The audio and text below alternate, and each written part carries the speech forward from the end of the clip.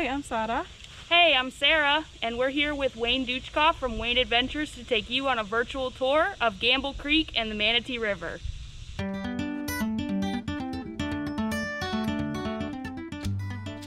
After unloading our boats and gear on the side of Mulholland Road, we shove off on our journey down the Manatee River to Fort Hamer Park.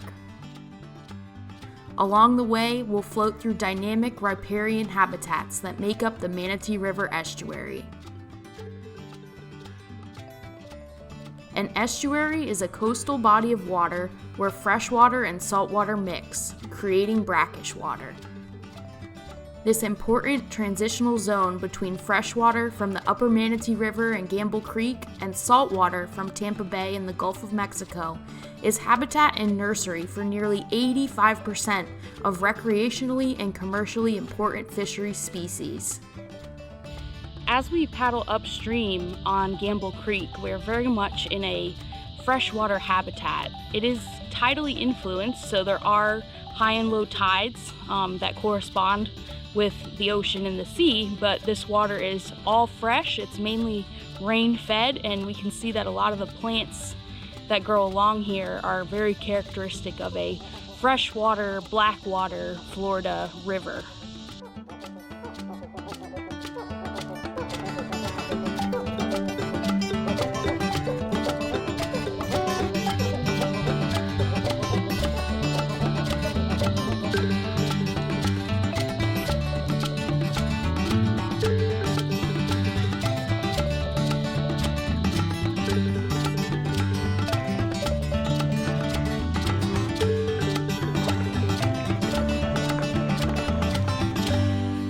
All along the banks of Gamble Creek and the Manatee River, we are seeing a ton of this giant leather fern. It's really beautiful, gets like 6 feet tall. It's almost prehistoric looking, but like all ferns, it has these spores on the undersides of the leaves, so it doesn't reproduce through fruits and seeds like other plants. It reproduces through spores. So really cool plant, and we're gonna keep seeing this as we head down the river up until the point where it becomes too salty for this plant to grow.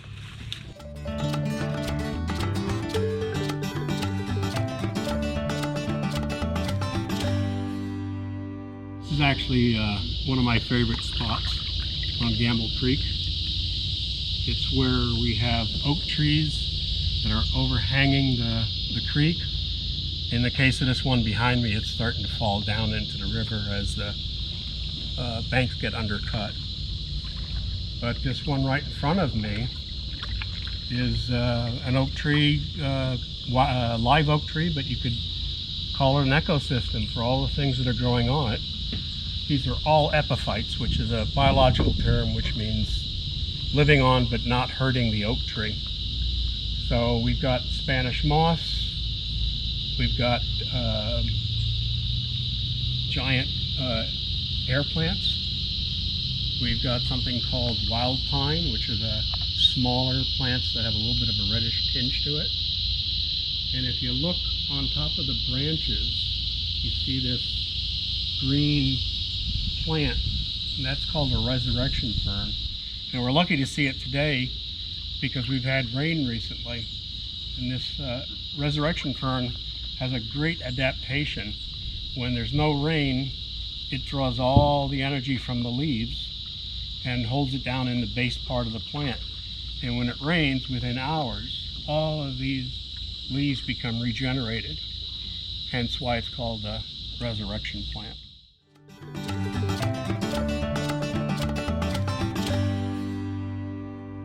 So unfortunately, all along the riverbanks here, we are seeing a lot of Brazilian pepper, which is a non-native invasive species. It's an exotic. It's very pervasive in Florida. It produces these red berries that you may be familiar with. The birds love to eat them, but they spread them all over in the process. And it's a rapidly growing, large shrubby tree that takes over vast swaths of land and riverbank and displaces a lot of the native species. So you can't really tell today because the water is pretty high from all the rainfall that we've been having. But the banks of this river are actually pretty steep when the water level is lower, and those steep banks are indicative of a stream or river or water body where the level of the water can fluctuate widely and rapidly in the event of a large rainstorm. So we get a lot of erosion along the banks, as well as trees that begin to slip and fall into the river.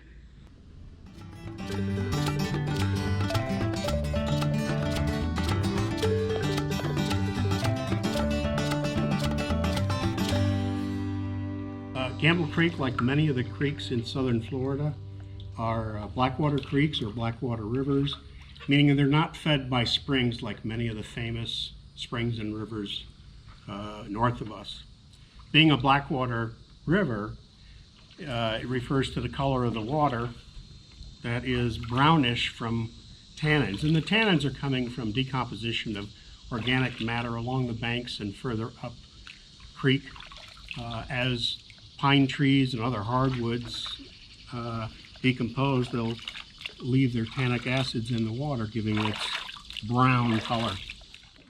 So the bridge itself is the only man-made structure we've encountered on the creek, but unfortunately man's influence is all up and down the creek. Being a blackwater creek and relying exclusively on precipitation, that means anything that we put in our lawn, anything that we have on our streets, all flushes down into creeks like this all throughout Florida. And anything that's there gets flushed into the estuaries. So when we're experiencing things like algae blooms, they are being fed by the property that borders this beautiful, beautiful Gamble Creek. As we were paddling past the bridge, we found more evidence of man's influence. We just pulled a bunch of monofilament fishing line, hooks, bobbers, weights, all kinds of tackle out of the trees directly adjacent to the bridge. So people were clearly fishing here and got their tackle stuck. So we removed it so that birds and other animals won't accidentally become entangled and then be unable to free themselves.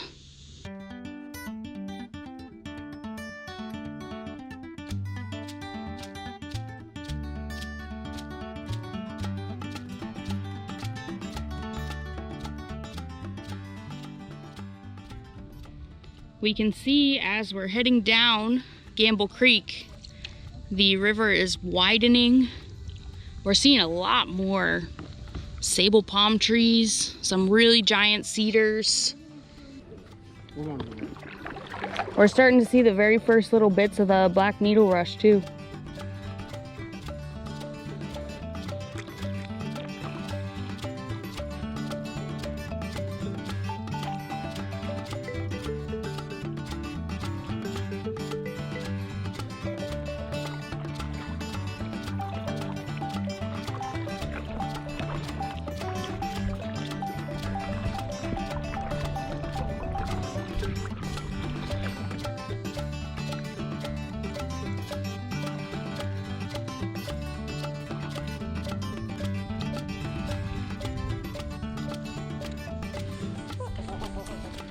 So something really cool we just found along the banks here. There's a little bit of shallow water, and there are a bunch of swamp lilies growing. Those beautiful white flowers.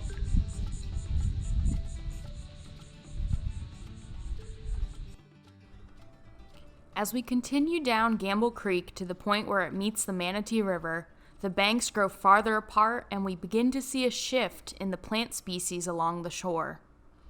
As we enter the salt marsh, we start to see dense patches of black needle rush and a few red mangroves taking root here and there. We are clearly in saltier water now. These salt marsh habitats and red mangrove shorelines form the heart of the Manatee River estuary. These coastal wetlands, flooded by the tides, are built upon marshy soils composed of muck and peat. what's interesting about muck is that that gives it all the dark color comes from all the decomposition of the organics or carbon. So salt marshes and mangrove forests are great at sequestering carbon, reducing the amount of CO2 that's in the air.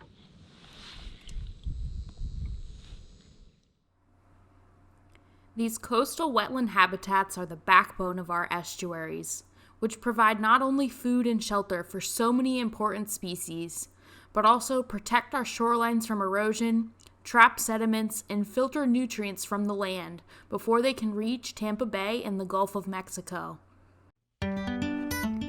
As we spot the Fort Hammer Bridge on the horizon, we know our journey is near its end.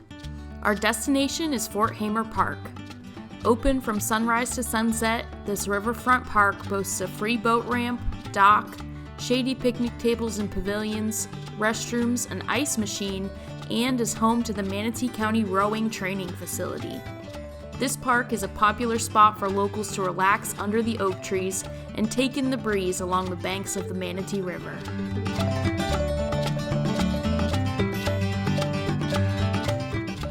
Thanks for joining us on our virtual tour of Gamble Creek and the Manatee River down to Fort Hammer Park. I hope you enjoy learning more about estuaries. You can help conserve estuaries by reducing pesticides and fertilizers used at home and by conserving water. For more information or to view more of our Explorers Academy videos, visit Manatee County Parks and Natural Resources on Facebook or YouTube. Bye!